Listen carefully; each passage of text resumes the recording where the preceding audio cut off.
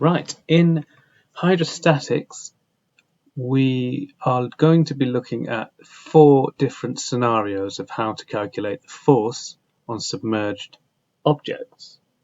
Now, in the course that I teach at South Bank University, these 4 scenarios are: number 1, a horizontal flat plate under some water; number 2, a vertical surface under a height of water; number 3, an inclined plane inclined at an angle given by theta under a depth of height of water; and finally number 4, which is a circular surface under a height of water.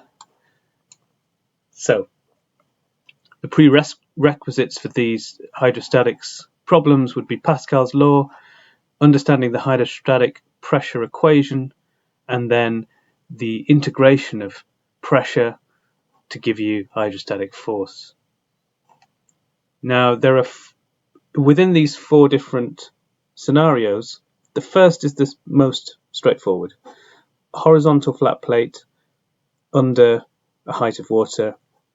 The force F is given by density times gravity times the height of water multiplied by the area of the flat plate. Now, in this case, in the course that I teach, these flat plates will be geometrically symmetrical objects like squares or rectangles. So the center of pressure, otherwise known as the location on which the force is resolved to act, is going to be in the centroid, that is the center of our submerged flat plate. So this is the easiest option, easiest scenario, and the reason that it's so straightforward is because if you ignore the area, what you've got there is just the hydrostatic pressure equation. And as hopefully you know, the only variable in that equation that dictates the pressure at any point in a fluid is the height of water above it.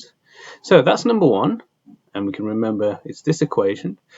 The second scenario being a vertical surface. We've got a height of water here. We want to know what the horizontal resolved force is due to the increase in pressure with depth, which will be a triangular linear increase. Now we can use 2 different types of equation. We can use this one, so the horizontal force is equal to density times gravity times the height to the centroid multiplied by the area of the submerged wall. Or we could use the triangular distribution, which comes from the integration of the pressure along that surface, which is this one here, 1/2 times the density times gravity times the height of water squared multiplied by the width of the structure. So the width would be this dimension here. We'll assume that in many cases the width is equal to 1. So in order to use either of those, you need to be able to understand what hc is. In this case, this is the height to the centroid. Now, the really important distinction here is h sub c is the height to the centroid of the submerged object. And this vertical wall, again, in this course that I teach at South Bank University, that will be a rectangle or a square vertical wall. So the centroid of that wall will be in the middle, so halfway down the water height, the total water height. So h sub c is the height to the centroid of the submerged surface. It's not the height to the location of the center of pressure, otherwise known as the location of the resultant force. That would be h sub r, which is here. Now, in this case, for a vertical surface, which is geometrically symmetrical, like a rectangle or a square, because the pressure distribution is triangular, as in the pressure increases linearly with depth because rho times g times h, the only variable is h, so you increase the pressure linearly the deeper you get, it creates a triangular shape. So pressure would be 0 at the surface, and then it increases linearly like this. So you've got a triangle. So the force, i.e. the center of pressure, where that force is going to act when you add all those pressures together and integrate them, is going to be at the centroid of that triangle. So it's the pressure times the area of the triangle. Now the centroid of any triangle is 1/3 from the base or 2/3 from the top. So the height to the resultant for a vertical surface is always going to be 1/3 of the total depth of water, or from the bottom, or 2/3 from the top. So that's what we have here. HR equals 2/3 of H, or 1/3 of H from the bottom. And HC is always going to be half of the total height H. So really important to make sure we know the difference between H sub R and H sub C. You can use either of these equations for any vertical surface that fully intersects the water surface. So any vertical surface that has the full depth of H. So now with 1 and 2, and hopefully they're pretty straightforward to work out the force and the point of action, which is pretty much most of what you'd ever need to do in these kind of problems, you can use the methods of 1 and 2 and apply them to calculate the force on an inclined plane, scenario 3, or the force on a curved surface, scenario 4. So while these look a lot more complicated, we're just going to use these two methods here. So very briefly, for an inclined plane, the first thing you should do is make sure you can label it up, like I've done here. You can define the depths in terms of H, the vertical coordinate. So you've got a total height of water H, you've got a height to the resultant of our inclined plane where that force is going to act, H sub R. You've got a vertical height to the centroid of the inclined plane, HC. And in this case, for very basic geometrically symmetrical inclined planes, like rectangles or squares, the height to the centroid will be halfway down the total height again. And then, of course, you've got an angle at which the inclined plane intersects the horizontal. Now, with that, H, all these vertical labels here, coordinates and values, we can also define the same distances to the centroid, the resultant center of pressure, and the total height, but along the inclined plane's surface. So we would call this the y coordinate. So we can go from where the inclined plane intersects the horizontal, the water surface, the distance along the inclined plane at that angle to the centroid would be y sub c. To the resultant location of the resultant, the center of pressure, would be y sub r. And then the total height of water would be y. And as you can see, H and Y, or HR and YR and HC and YC, are the opposite and hypotenuse of three different triangles. So if you only knew the sine, the angle even, theta, and maybe the opposite side, HC, HR, or H, you could always work out the hypotenuse, the y coordinate, by doing your trigonometry. And it would be the sine function. So sine of the angle is equal to the opposite over the hypotenuse. So you'd rearrange that to find your unknown value. Now, in this case, we can use the same equation as we used for scenario 2 to calculate the force. So we go F equals rho G HC times A. Now, in another video, I'll explain why it's that case, but in this straightforward crib sheet video, all you really need to remember is, okay, it's an inclined plane. For the resultant force, I'm going to use the same equation as I used for the vertical surface, the rho G HCA. Now, the location of that vector is not the same as 2/3 H or 1/3 H from the bottom. You have to use the moment method, which includes the moment of area, so I sub c, and for that you would find that value from a table of moments. You wouldn't necessarily need to remember that. So for a rectangle, off the top of my head, I think it's the base times the height cubed over 12, and that would give you the value of the moment of area. So the distance to the resultant along the y coordinate would be second moment of area divided by A over the distance to the centroid on the y coordinate, add the distance to the centroid on the y coordinate. And if you wanted to do it in terms of HR, you would use this equation here. Again, in my course, these would be in your equation list. Now finally, so in that case, number 3 is relatively straightforward. There's nothing fancy really to do. You just use the same equation as number 2, and you make sure you use one of these two equations to calculate where that force is resolved to act. And finally, the 4th scenario is this one. And in this case, the curve seems like it might be quite complicated.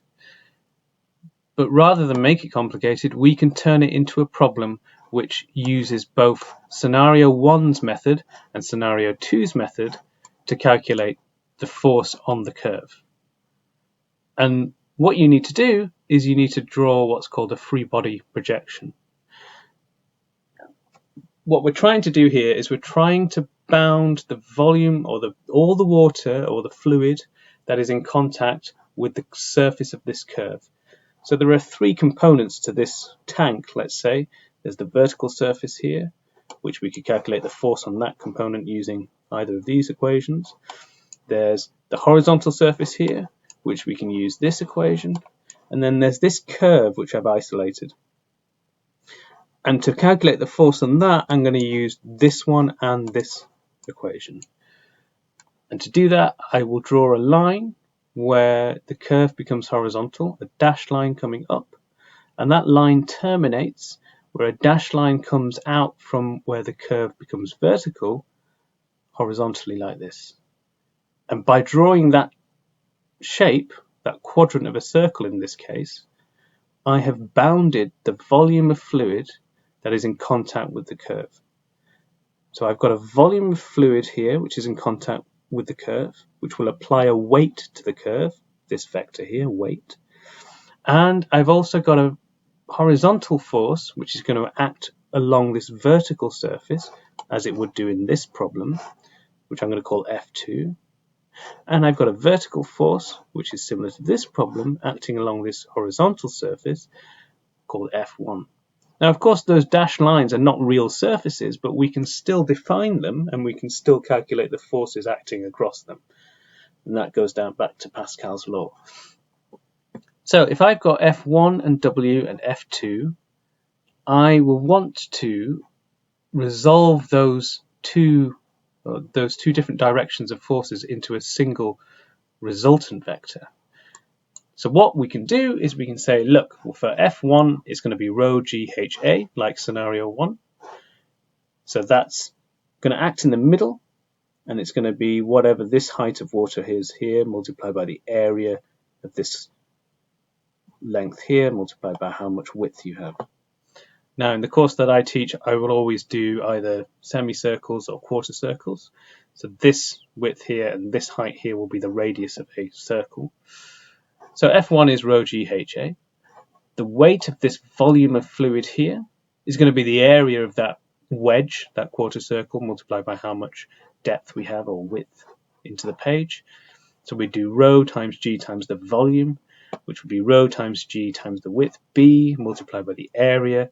Now the area of this quarter of a circle is going to be pi times the radius squared divided by 4, of course, because it's 1/4 of a circle. So I've got 2 downward vectors and I've got a horizontal vector, and that will be rho times g times hca. Now I can't use rho g 1/2 rho g h squared b for the horizontal vector, because that would give me the force due to the whole height of the water, therefore the force on a imaginary vertical surface from the bottom straight to the top. We are interested in just this vertical surface that we've drawn with as our projection, and that's going to be overestimated if you take the full height of water. So what we actually want is this method, rho g hca, so the height to the centroid of our vertical surface is going to be whatever this height is plus half of this height, taking me to the centroid of the submerged surface. That's the really important thing. Remember the difference between the h sub c, which is the centroid of the submerged object, and h sub r, which is the centroid in terms of the center of pressure, where the resolved force will act. So height to the centroid will be that, add half of this, multiplied by the area, which is that height multiplied by how much of the third dimension it has. So I've got two vectors here which are collinear, so that means they're on the same plane, and in this case they're both of the same sign, they're both acting downwards, so we'd add them together. So F1 add W is equal to whatever the opposing vertical force is of this material that makes the curve, because if it didn't oppose that total downward force, it would fail. So we could say F1 add W equals the vertical force. So FV equals F1 add W. And then on the horizontal, I've only got one force, it's this F2. That must equal FH. So FH, the horizontal force, equals F2. So what you'll find there is you've got a vertical force, you've got a horizontal force, and these are the opposite and adjacent side of a right-angled triangle. So if I write it here, FV is the opposite side, FH is the adjacent side, and angle theta, which leaves me with the resultant force, FR. Now, imagine I was in a car and I drove FH distance this way, and then I turned at right angles and drove FV distance that way. My displacement from my origin would be my resultant vector, FR.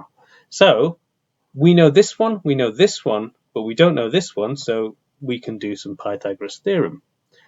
So we would say, okay, that's the equivalent of the A, B, and C sides, the hypotenuse. So Pythagoras' theorem is, if you know this opposite and adjacent side, the hypotenuse C would be equal to the square root of B squared plus A squared. So in terms of our vectors of force, the resultant vector is equal to the square root of the vertical force squared plus the horizontal force squared. So that's my resultant vector. Now, I might also want to know what the angle is. Is it passing through the origin, etc., etc.? You'd want to know what the angle is. And in this case, you would have to remember your trigonometric ratios. So sine is the opposite of the hypotenuse. The cosine would be the adjacent side of the hypotenuse. And the tangent would be the opposite over the adjacent.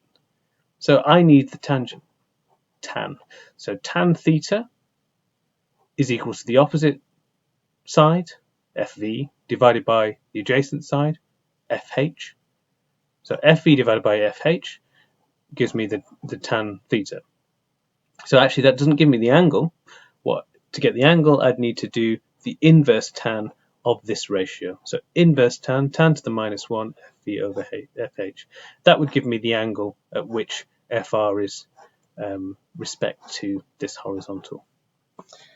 So that's the 4 different scenarios that you might need to use in the fluid mechanics, in any elementary fluid mechanics course.